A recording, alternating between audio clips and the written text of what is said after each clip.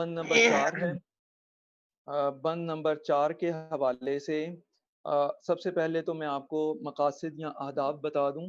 मकासद और अहदाफ ये हैं कि हम क्या पढ़ रहे हैं, क्यों पढ़ रहे हैं और सबक के आखिर तक हम कहाँ तक पहुँचेंगे। इसको हम अहदाफ कहकर पुकारते हैं। तो बुनियादी तौर पर अहदाफ का बताना इसलिए भी ज़रूरी होता है कि बच्चे को पता हो कि हमने क्या समझना है, क्या पढ़ना है और उसके बाद हम कहाँ तक पहुँचेंगे। तुलुए इस्लाम अल्लामा इकबाल की एक ऐसी नज़्म है कि जिसमें इकबाल हमें ना सिर्फ़ तारीख़ के हवालों से आगाह करते हैं, बल्कि हमारे अंदर एक ऐसी सोच को पैदा करते हैं, जो कि हमें अपने माज़ी से आगाही देती है और मुस्तक़बिल के बारे में बेहतरीन फ़ैसला करने का शऊर भी अता करती है। हम पहले 3 बंद जो कम अज़ कम 24 अशार पर मुश्तमिल थे, अपनी मुख़्तलिफ़ क्लासेस में उसे पढ़ते आए हैं।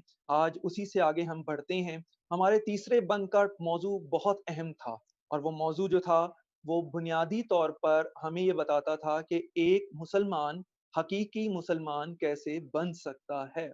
एक मुसलमान के अंदर कौन-कौन सी खूबी मौजूद है, जिसको वो बुरुए कार लाएगा, अपने सामने लाएगा, अपनी अच्छाइयों पर अमल पैरा होगा और उसका नतीजा ये निकलेगा कि हम जो है एक हकीकी मुसलमान बनेंगे और एक हकीकी मुसलमान का किरदार वो किरदार है जो पैगम्बर खुदा सल्लल्लाहु अलैहि वसल्लम को बहुत ज़्यादा पसंद है और वो उसी एक बेहतरीन किरदार पर नाज़ करते हैं। यानी कि पैगम्बर जो तालीमात इलाही लेकर हमारे पास आए, उनमें अहम तरीन बात ये थी कि उन्होंने अपनी तालीम को हम तक पहुँचाया और वो हमसे जो तकाज़ा करते हैं, वो ये है कि हम अल्लाह रब्बुल इज़्ज़त के बताए हुए अहकामात के मुताबिक अपनी ज़िंदगी गुज़ारें और हकीकत में एक मुसलमान होने का फ़र्ज़ पूरा करें। तो चौथे बंद में भी कमोबेश इसी तरह के अहवाल, इसी तरह के मामलात जो हैं, वो बताए गए हैं और इसको हम देखते हैं कि वो क्या हैं। सबसे पहला शेर है चौथे बंद का, यही मकसूद फ़ितरत है, यही रमज़े मुसलमानी, अख़ुवत की जहाँगीरी, मोहब्बत की फ़रावानी। मकसूद फ़ितरत, मकसूद कहते हैं मकसद या जो तलब है, वो क्या है? फ़ितरत नेचर के लिए लफ़्ज़ है और इसको हम जो है कुदरत से भी तशबीह दे सकते हैं। रम्ज़ इशारे या कुनाए के लिए है। मुसलमानों की वो हालत जो मुसलमानों से ताल्लुक़ रखती है। अख़ुवत का मतलब है भाईचारा। इज्तमाइयत का लफ़्ज़ भी इसके लिए इस्तेमाल किया जाता है और मोहब्बत को फैलाने के लिए भी इक़बाल जो है, वो इसके ऊपर बहुत ज़्यादा ज़ोर देते हैं। जहाँगीरी का मतलब जहाँ दुनिया को कहते हैं, गीर पकड़ने को कहते हैं। जहाँगीर जिसने पूरी दुनिया को अपनी लपेट में ले रखा हो। तो इसका मतलब हम जो लेंगे वो ये है कि शोहरत अ, ऐसी बात कि जो हकीकत में पूरी दुनिया पर छाई हो, तो वो बात जो है अख़ुवत या भाईचारे की है। फ़रावानी कसरत किसी चीज़ का ज़्यादा होना, मोहब तो इसका मफ़हूम ये बनेगा, इक़बाल हमें हकीकत से आगाह करते हुए कहते हैं कि इस दुनिया में कुदरत का मकसद और तुम्हारे मुसलमान होने के अंदर जो एक राज़ पोशीदा है, वो यही है कि तुम्हारे ज़रिए अल्लाह ताला दुनिया में भाईचारे की फ़िज़ा कायम करना चाहता है और वो चाहता है कि हर तरफ मोहब्बत ही मोहब्बत फैल जाए। मकसूद मकसद है, तलब है, रम्ज़ इशारा मुसलमान से मुतल्लिक यानी कि ज मुसलमान के किरदार या मुसलमान के अंदर जो अहम तरीन खूबी है, उसको कहकर पुकारा गया है। अ, इस्लाम ने इज्तमाइयत, भाईचारे और मोहब्बत को फैलाने पर ज़ोर दिया है। इज्तमाइयत, इज्तमा मुख्तलिफ लोगों का इकट्ठा होना। हमारे यहाँ कट जाने को, अलग होकर बैठने को और सिर्फ़ तन-तन्हा ज़िंदगी गुज़ारने को पसंद नहीं किया गया। इस्लाम में रहबानियत को से मना किया गया है। रहबानियत क्या है? कि जिसमें कुछ लोग दुनिया से कटते हैं और सारी ज़िंदगी तन्हाई में गुज़ार देते हैं।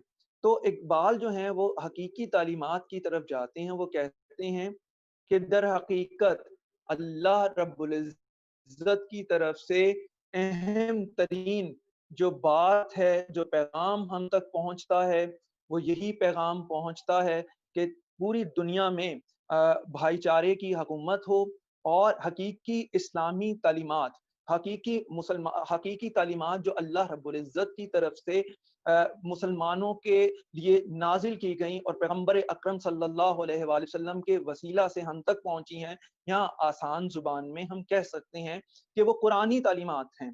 उनका मकसद ये है कि दुनिया में भाईचारे की हुकूमत हो और हर तरफ मोहब्बत का पैगाम फैल जाए।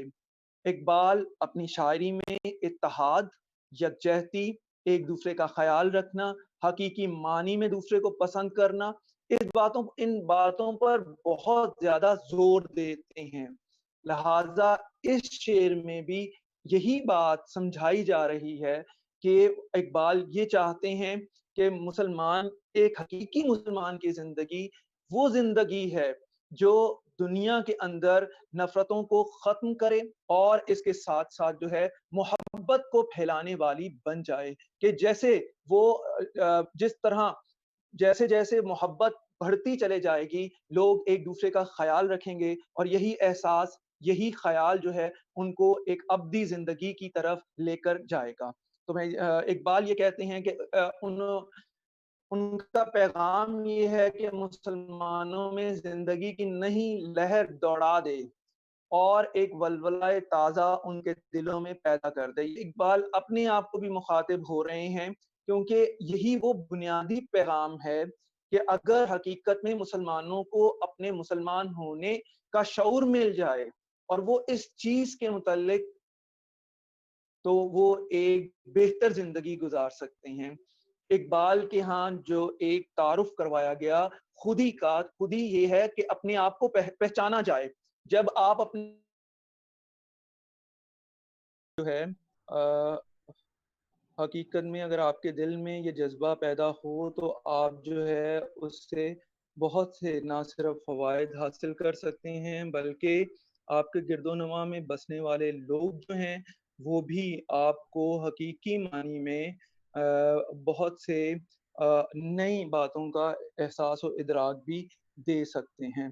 दूसरे शेर में बुताने रंगो फ़ू को तोड़कर मिल्लत में गुम हो जा, ना तो रानी रहे बाकी ना ऐरानी ना अफ़गानी। तो इकबाल जो है वो हमें एक पैगाम दे रहे हैं और वो कह रहे हैं कि ये जो मुख्तलिफ रंग, नस्ल और खून में हम उलझे हुए हैं, इस ताल्लुक को तोड़ो और एक कौम के अंदर खो जाओ। हत्ता कि तुम्हारी जो इलाकाई पहचान है, जो कहीं पर तुम्हें तोरानी होने के लिए कहती है, कहीं ऐरानी और कहीं अवानी, वो सारी की सारी जो हैं वो ख़त्म होकर रह जाएँ और आप जो है उसको समझने लगो कि हकीकत क्या है। जी, यहाँ तक मैं अभी से बाकी भी करता हूँ। अमान अभी आप कुछ कहना चाह रहे हैं, कुछ पूछना चाह रहे हैं? जी, बोलिए। नहीं सर। आप अच्छा नहीं, अब पहले हैंड रेज़ किया था। अच्छा, इकबाल जो है ना हमें एक आफ़ाकी पैगाम देते हैं, आफ़ाकी शायर होने के हवाले से। आफ़ाक दुनिया को कहा जाता है किस हवाले से? आप ये जान सकते हैं कि इकबाल का पैगाम हम सब के लिए, तमाम मुसलमानों के लिए है। एक हम करते क्या हैं कि हम अपनी इलाकाई हदूद को बहुत ज़्यादा अहमियत देते हैं और अपने आप को दूसरों से बरतर करार देते हैं। लेकिन हकीकत ये है कि हम बरतर नहीं होते हैं, बल्कि हम अपनी असल पहचान को कहीं न कहीं खो बैठते हैं। तो इकबाल ये कहते हैं कि दर हकीकत एक मुसलमान की पहचान ये है कि वो कलमे के साथ वाबस्ता है और इसके बाद वो पूरी हैं कि असल पहचान कलमा है, जब आप उससे वाबस्ता होते हैं तो कौम के साथ वाबस्ता हैं और उसके बाद आपकी इलाकाई पहचान जो है आर्ज़ी पहचान है और ये आर्ज़ी पहचान जो है आपको कहीं पर आपको आपके लिए बहुत ज़्यादा ज़रूरी नहीं है। इसलिए वो यहाँ पर पैगाम देते हैं کہ اپنے نسب اور خاندان کے جو بت اور خیال کے بت تمہارے اندر بن چکے ہیں ان کو ختم کرنے کی کوشش کرو، اور یہ جو علاقائی پہچان کی وجہ سے تم مختلف گروہوں میں اور مختلف حصوں میں بٹے ہوئے ہو، ان سے باہر نکلو۔ حتیٰ کہ دنیا میں جو ایرانی اور افغانی کا تصور بن گیا ہے اور مختلف گروہوں میں بٹ گئے ہو، وہ ختم ہو، تم ایک مسلمان ہونے کی حیثیت سے سامنے آؤ اور حقیقت میں کامیابی حاصل کر سکو۔ بتان بت کی جمع ہے، رنگ و خون، ذات اور برادری ہیں، فرقے، نسلیں، ملت، قوم، اور ملت قوم ہے۔ تورانی ترکی کا باشندہ ہے۔ اے مسلمان، اپنے دل پر جمی ہوئی گرد و غبار کو صاف کرو۔ وہ پیغام یاد رکھو جو سید عربی پیغمبر اکرم صلی اللہ علیہ وآلہ وسلم نے مہاجرین و انصار کو بھائی بھائی بنا کر دیا۔ یہ دو الگ الگ قوموں سے تعلق رکھنے والے افراد تھے، مگر جب پیغمبر خدا نے ان کو آپس میں بھائی بنا دیا تھا تو حقیقت میں یہ ایک دوسرے کا بہت احساس کرنے والے بن گئے تھے۔ اقبال یہ کہتے ہیں، وہ یہ کہتے ہیں کہ در حقیقت ہم لوگ اگر حقیقت میں اللہ رب العزت کے پیغام کو سمجھیں گے تو تبھی کامیاب ہوں گے، ورنہ کامیابی ہمارا مقدر نہیں ہو سکتی ہے۔ اچھا جی، اگلا اسی کا ایک باقی حصہ ہے جو آپ کو دکھایا جا رہا ہے۔ اقبال یہ کہتے ہیں کہ ہر مسلمان کو غور و فکر کرنا چاہیے، کیونکہ بقا رنگ اور خون اور علاقوں میں بٹنے میں نہیں ہے، بلکہ ایک ہو کر متحد ہونے میں ہے۔ بازو تیرا دین کی قوت سے قوی ہے، اسلام تیرا دین ہے، تو مصطفی ہے۔ تو اقبال نے ہمیں جو پیغام دیا ہے وہ یہ پیغام ہے کہ در حقیقت ہمارا دین اسلام ہمیں محمد عربی صلی اللہ علیہ وآلہ وسلم کے نقش قدم پر چلنے کا پیغام دیتا ہے، اور اگر ہم اس پیغام پر کار فرما ہوتے ہیں تو تبھی ہم کامیابی کو چھو سکتے ہیں۔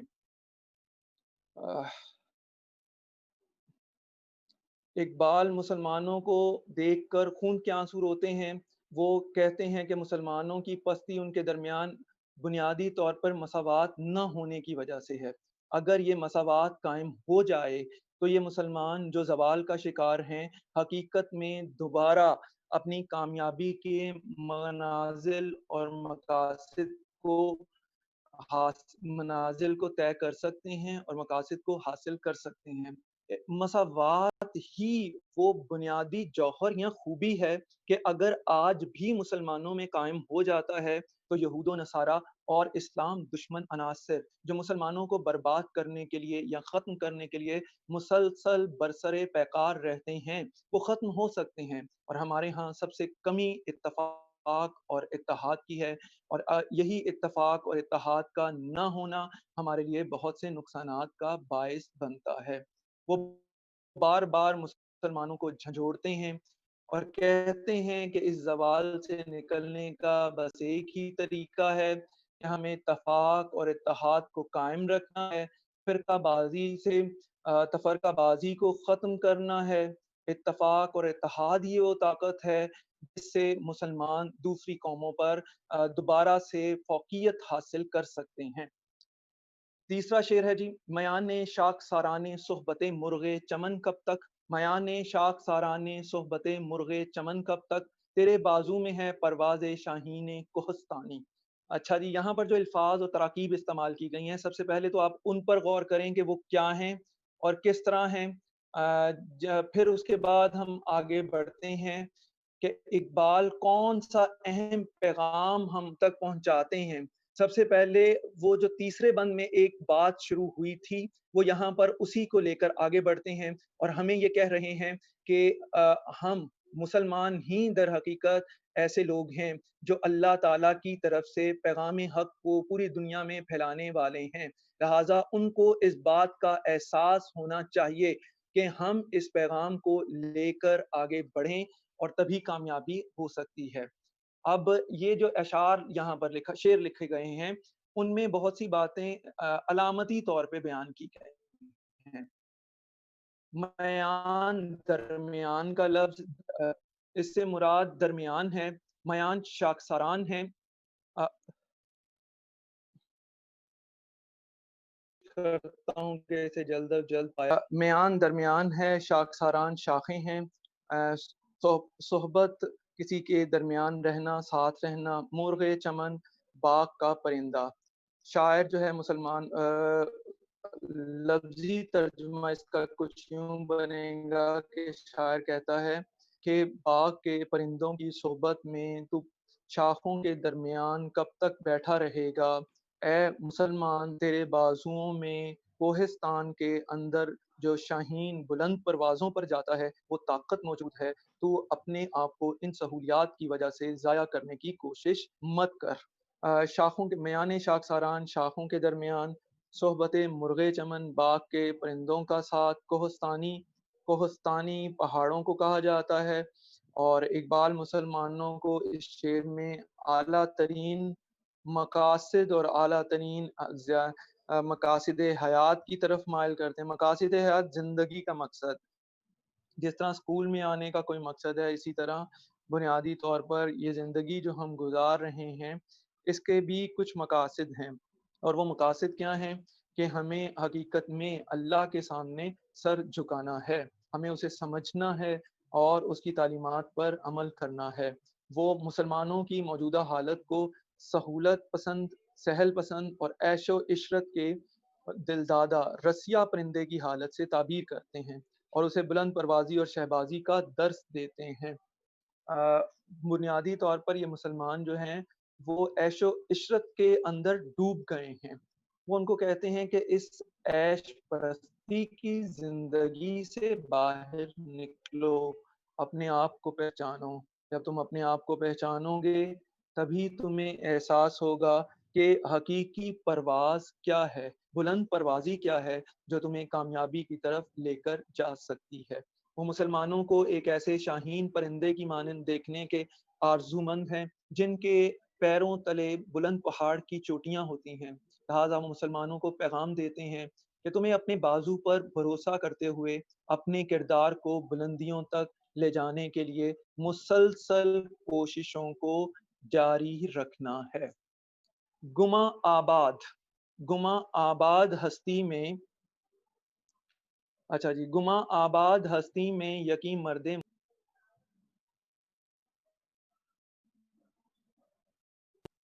में यकीन मर्दे मुसलमान का बियाबां की शबे तारीख में कंदील रहबानी।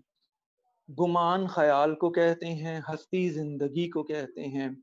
यकीन किसी चीज़ का मानना, बयाबान सहराओं के लिए, वीरानों के लिए लफ़्ज़ इस्तेमाल किया जाता है।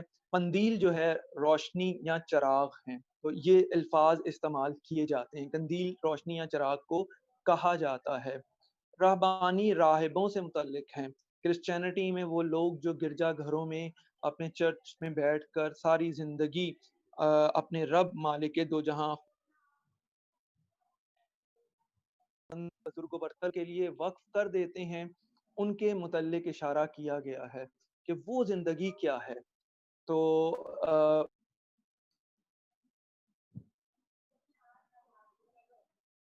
उस आसान लफ्ज़ों में हम यूँ भी कह सकते हैं कि दर हकीकत हम जो है दरवेशों की ज़िंदगी के मुतल्लिक इशारा किया जा रहा है। ये सारा अलामती अशार हैं, जो यहाँ आपके सामने जो है वो बयान किए जा रहे हैं। थोड़ी देर के लिए रुक कर मैं जो है जो हैंड रेज़ कर रहे हैं, मैं उनसे वो सवाल करूँगा कि वो बेटे क्या कहना चाह रहे हैं, साध हैं। फिर उसके बाद हम दोबारा जो है वो इस अपने टॉपिक की तरफ लौट कर आते हैं। जी, दरवेश मैंने कौन होता अनम्यूट है? किया है उसे, साथ को अब देखिएगा। अब खुद अनम्यूट करें अपने आप को बेटा। अभी तक शायद अ, चलें हम आगे बढ़ते हैं, क्योंकि ऐसा ना हो कि हमारा मज़ीद टाइम जो है इसमें वेस्ट हो जाए और हम अपने अशार को मुकम्मल ना कर सकें।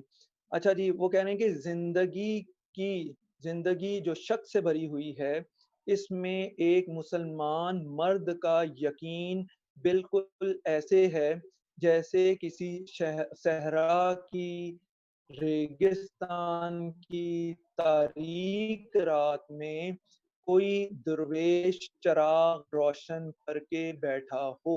اب یہاں دیکھیے کہ یہ ایک مثال ہے، تشبیہ دی جا رہی ہے، وہ دنیا اندھیرے سے ڈوبی ہوئی ہے اور اس میں مسلمان کی مثال جو ہے در حقیقت ایک ایسے شخص کی ہے کہ جو مسلسل لوگوں کو راہ حق کی طرف بلانے والا اور روشنیوں کی طرف بلانے والا ہے۔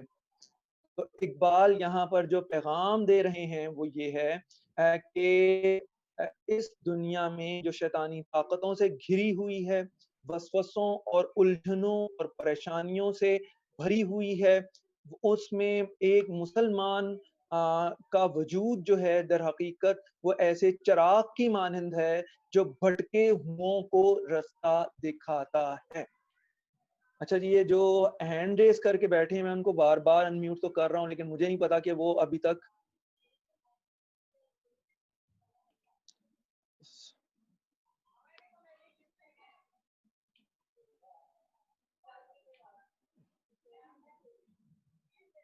یہ آج جو ہے کچھ پرابلم زیادہ آ رہی ہیں، انشاءاللہ ہم خیر و عافیت سے اپنی کلاس کے اختتام تک پہنچ رہے ہیں۔ اب اس کو ہم تھوڑا سا یہاں پر پڑھتے ہیں کہ وہ کیا ہے۔ اقبال یقین کو مرد مومن کی زندگی کی بلندی اور مقصد قرار دیتے ہیں۔ یقین کیا ہے؟ ماننا، یعنی اللہ کی ذات پر بھروسہ رکھنا اور یہ ماننا کہ وہ موجود ہے جو زندگی اور موت کا خالق ہے۔ یہ حقیقت میں جو ہے ہمارے لیے بہت زیادہ ضروری ہے۔ تو اقبال اس یقین کے متعلق بات کرتے ہیں۔ اچھا، اقبال جو ہے نا اب بار بار یقین کی بات کریں گے کہ بھروسہ کیا ہے، یہ ماننا کیا ہے، اور اگر ہم اس بات کو مانتے ہیں تو کس طرح آگے بڑھ سکتے ہیں۔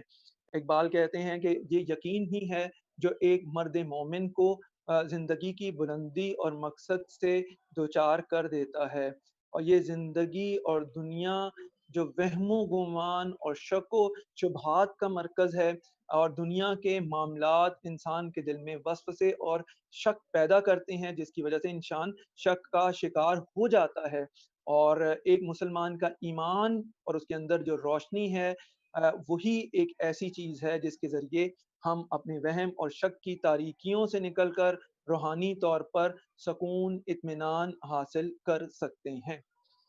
در حقیقت ہم اپنے ہر عمل اور ہر کام کو خدا کی خوشنودی کے لیے سر انجام دیتے ہیں، اور یہاں ہم سے مراد مسلمان قوم ہے، کیونکہ اس کا وہ جانتا ہے یہ دنیا جس میں ہم اپنا وقت گزار رہے ہیں یہ عارضی ہے، اور ایک وقت وہ آئے گا کہ جب یہ سب کچھ ختم ہو کر رہ جائے گا اور اخروی زندگی یعنی کہ موت کے بعد کی زندگی جو ہے شروع ہوگی، اور اس میں ہمیں جو ہے اللہ ہی کی مرضی کے مطابق اپنے شب و روز گزارنے ہیں۔ تو اقبال یہ کہتے ہیں کہ ایک مسلمان یا مرد مومن وہ ہے جو اپنے ہر عمل اور ہر کام کو خدا کی رضا اور خوشنودی کے لیے سر انجام دیتا ہے، جس سے اس کی ہستی میں نیک گمان پختہ ہوتا ہے۔ ہستی سے مراد دل بھی لیا جا سکتا ہے، زندگی بھی لیا جا سکتا ہے۔ نیک گمان سے مراد اللہ کی ذات پر پختہ بھروسہ۔ یہ پاکیزہ گمان اسے محبت کے راستوں پر لے جاتا ہے۔ اقبال کہتے ہیں کہ یہی وہ یقین ہے جو تارک الدنیا راہبوں اور عبادت گزار درویشوں کی چراغ کی مانند ہے، جو ویرانوں کو روشن کرتا ہے اور اس کے بعد خلوت کو جلوت بناتا اور صحراؤں کو گلزار کر دیتا ہے۔ جی بیٹا، یہ عبداللہ عقیل، میں نے 4 اشعار مکمل کیے ہیں، آپ کیا پوچھنا چاہتے ہیں، کچھ کہنا چاہتے ہیں؟ سر یہ جو دوسرا شعر تھا سر، اس کے اندر وہ شعر کی وہ پتہ نہیں چلا کہ شعر کیا ہے، کیونکہ تب اسکرین شیئر نہیں ہو سکی تھی، تو وہ دکھا دیں شعر۔ اچھا، میں دوبارہ یعنی کہ اب میں بیک پہ جاتا ہوں، چلیں یہ لیں جی، یہ دوسرا شعر، یہ شعر ہے، میں مختصر سا اسے دہرا کے آگے بڑھ رہا ہوں۔ بتانے رنگ و خوں کو توڑ کر ملت میں گم ہو جا، نہ تورانی رہے باقی، نہ ایرانی نہ افغانی۔ تورانی کہتے ہیں توران کا رہنے والا ایران کا ایک صوبہ ہے، اور کوئی اور صوبہ بھی چلیں ہم اسے کنسیڈر کر سکتے ہیں، لیکن کسی ایک علاقے کا نام ہے، وہاں کا بسنے والا، جیسے ہم پاکستان کا بسنے والا پاکستانی ہے، ایران کا رہنے والا ایرانی ہے، افغان کا رہنے والا افغانی ہے۔ پوری دنیا کو نا اقبال کا تصور قومیت، شعر کو سمجھنے سے پہلے اقبال کے تصور قومیت کو سمجھیں کہ اقبال قوم کہتا کسے ہے۔ اقبال کا تصور قوم کا یہ ہے کہ جس نے کلمہ پڑھا وہ اپنے کلمے کی وجہ سے ایک قوم سے وابستہ ہوا جسے مسلمان کہتے ہیں. اس کی پہلی پہچان جو ہے اس کی پہلی پہچان جو ہے وہ کلمہ ہے، مگر یورپ نے اس کے علاوہ ایک اور پہچان دی. وہ پہچان کیا تھی؟ علاقائی پہچان تھی. یعنی کہ جو علاقے یا زمین کی چار دیواری جو بھی اس کا نام رکھا گیا اسے وہ قوم کہتے ہیں. مثلاً جرمنی کے اندر رہنے والے جرمن کہلاتے ہیں، ایران کے اندر رہنے والے ایرانی کہلاتے ہیں، پاکستان کے اندر رہنے والے پاکستانی کہلاتے ہیں. یہ جغرافیائی یا زمینی حد بندیاں ہیں. اقبال ہمیں جو پیغام دے رہا ہے اس میں وہ یہ کہہ رہا ہے کہ یہ ذات، نسلوں اور علاقوں کی پہچان کو توڑ دو اور اپنی اصل پہچان کہ تم ایک مسلمان ہو اس کو پہچانو، اس کو حاصل کرو. جب تم اپنی اصل پہچان یعنی کہ اپنے مسلمان ہونے کو مانو گے تو علاقائی پہچانیں تمہارے لیے بے معنی ہو جائیں گی. یعنی کہ اس میں پورے شعر کے اندر جو بیسک میسج ہے وہ یہ ہے کہ عارضی پہچانوں کو ختم کرو، حقیقی پہچان جو اللہ کا بندہ ہونا اور مسلمان ہونا ہے اسے حاصل کرو، اور جو گروہوں میں بٹے ہوئے ہو، علاقوں میں بٹے ہوئے ہو اور جو مختلف ملکوں میں بٹے ہوئے ہو اس بٹنے کو ختم کر دو، طاقت بن کے سامنے آ جاؤ. اتحاد وہ طاقت ہے کہ جو دشمن کو ملیا میٹ کر دے. یہ میں نے بالکل آسان کر کے اسے بتایا ہے. اگر ابھی بھی سمجھ نہیں آیا تو آپ مجھے کہہ سکتے ہیں ورنہ میں آگے بڑھتا ہوں. علاقے اور خون، علاقے اور نسب کی پہچان کو توڑو اور قوم کی پہچان کو باقی حاصل کرو. قوم کی پہچان کو سمجھ لو، حتیٰ کہ ایرانی اور افغانی کا جو تصور تمہیں اس دور میں ملا ہے وہ تمہارے لیے بے معنی ہو جائے. ٹھیک ہے جی، یہ ابھی تک آپ ان میوٹ ہیں تو کوئی اب کچھ سمجھ آیا؟ جو بچہ علی اسد، آپ پتہ چل رہا ہے آپ کو؟ یس سر. اوکے جی، سیٹ ہے جی. ہم آگے بڑھتے ہیں.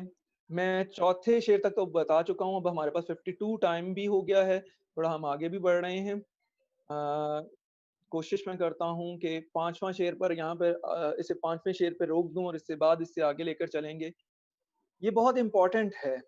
ہم نے ایک سوال جو ہے وہ پوچھا جائے گا، وہ یہ ہے کہ اقبال اپنی شاعری میں تاریخی حوالوں کا ذکر کرتے ہیں. یعنی کہ اقبال صرف شعر ہی نہیں پڑھاتے، ہسٹری بھی پڑھا رہے ہیں اور تاریخ کے حوالے سے بتا رہے ہیں کہ کس نے کیا کیا وہ اس شعر میں دیکھیے گا اور پھر اپنے الفاظ میں سے ڈھال کر آپ لکھیں گے. پھر میں آپ کو یہ بھی بتاؤں گا کہ ہم اس کو کیسے بیان کر سکتے ہیں. مٹایا کیسرو کسرا کے استبداد کو جس نے، وہ کیا تھا؟ زور حیدر، فقر بوزر، صدق سلمانی. یہاں پر وہ پھر وہی ایک تھوڑا سا آیا ہے ایشو، میں اسے سالو کرتا ہوں تو اب صرف چند لمحے آپ اسے مجھے دیں گے. اس کے بعد آپ کے ساتھ دوبارہ شیئر ہوا ہے جی، یہ لیں جی. کہلاتی تھیں وہ یہی دو سلطنتیں تھیں. اس لیے اقبال نے تاریخ کے حوالے سے نبی پاک کے دور کی بیسکلی بات ہے، اس دور میں ایران اور روم کی سلطنت پوری دنیا میں بہت زیادہ مشہور و معروف تھی. تو اقبال یہ کہتے ہیں کہ روم اور ایران کی سلطنتوں کو کس نے ختم کیا؟ استبداد، ظلم و ستم کہتے ہیں.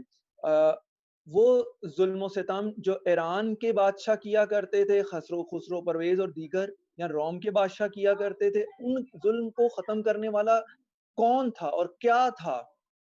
آگے اس کا جواب دیتے ہیں. سوال شعر کے اندر سوال کر رہے ہیں اور خود ہی اس کا جواب دے رہے ہیں. زور حیدر، حضرت علی کرم اللہ وجہہ کو حیدر کہہ کر پکارتے ہیں. زور طاقت کو کہتے ہیں. زور حیدر سے مراد حضرت علی کرم اللہ وجہہ کی طاقت. فقر بوزر، فقر درویشی کو کہتے ہیں، سادگی کو کہتے ہیں. بوسر ایک صحابی کا نام ہے، 10th میں آپ پڑھ کر آئے ہیں. असहाब रसूल के बारे में, कंपेनियंस ऑफ प्रॉफिट हम हज़रत Mohammad peace be upon him सल्लल्लाहु अलैहि वसल्लम, उनके बारे में, तो यहाँ उसी का हवाला दिया जा रहा है। सबसे पहले हज़रत अली करमल्लाहु वजहू की ताकत जो तारीख में मशहूर है, हज़रत अबू ज़र जो नबी पाक के ख़ास असहाब में से थे, उनकी सादगी और उनकी दरवेशी, और तीसरी हज़रत सलमान फ़ारसी रज़ी अल्लाह ताला अन्हो, जिनके बारे में कहते हैं कि 250 साल की उन्होंने उम्र पाई, उनकी सच्चाई, उनका यकीन और अल्लाह रब्बुल इज़्ज़त के साथ जो उनका एक ख़ास मामला था सच्चाई का, उनके मुतल्लिक़। अब सबसे पहले तो शेर के मफ़हूम को समझें, फिर इसके बाद मैं वज़ाहत की तरफ जाता हूँ। इक़बाल मुसलमानों को मुख़ातिब हो रहे हैं और कह रहे हैं, गौर करो कि रोम और ईरान के बादशाहों के ज़ुल्म-ओ-सितम को मिटाने वाली क्या चीज़ थी?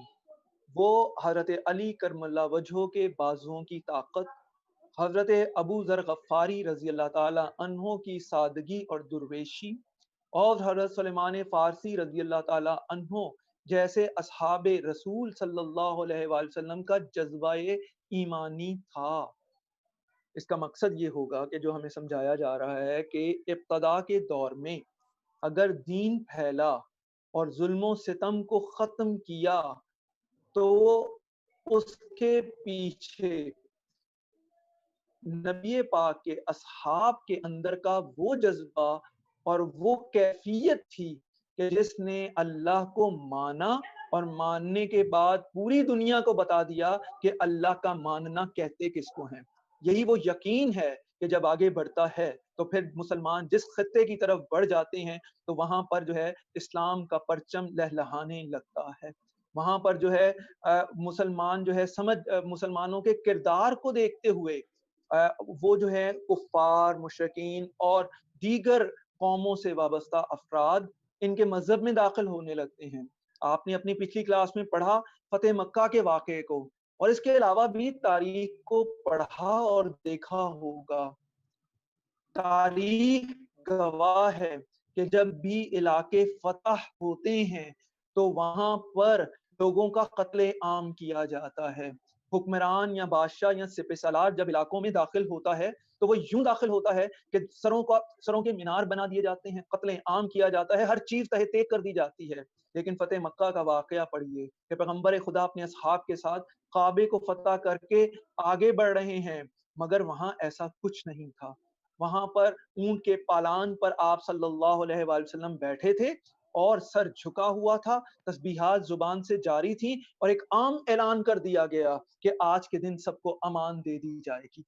तो ये किरदार था उन मुसलमानों का कि अगर इलाके ताकत के बलबूते पर फ़तह भी कर लिए जाते हैं, तो वहाँ पर कत्ले-आम नहीं किया जाता, बल्कि अमान बाँट दिया जाता है। और यही अमान का बाँटना जो है, वो सबके लिए बहुत ज़्यादा अहम था। ठीक है जी, इकबाल क्या कहते हैं उसको हम देखते हैं कि कैसरो किस्रा और रोम और ईरान के बादशाहों की जाबराना हुकूमत और दुनियावी जाह-ओ-जलाल की बर्बादी को जानता होगा, मगर ये भी ज़हन नशीन कर ले कि शेर खुदा हैदर करार की ताकत ईमानी और उनके ज़ोरे बाजू ने, हज़रत अबू ज़र गफ़ारी की दरवेशी और क़नाअत ने, और हज़रत सुलेमान फ़ारसी रज़ी अल्लाह तआला अन्हु की सच्चाई ने उस जब्र यानी ज़ुल्म को ख़त्म किया। इकबाल कहते हैं कि इन तारीख़ी नामों की पैरवी करते हुए अपने अंदर वो सिफ़ात पैदा करो जो तुम्हें दौलतें ईमानी दें, और जब तुम ये सिफ़ात हासिल कर लोगे, तो दर हकीकत कामयाबी तुम्हारा मुक़द्दर बन जाए।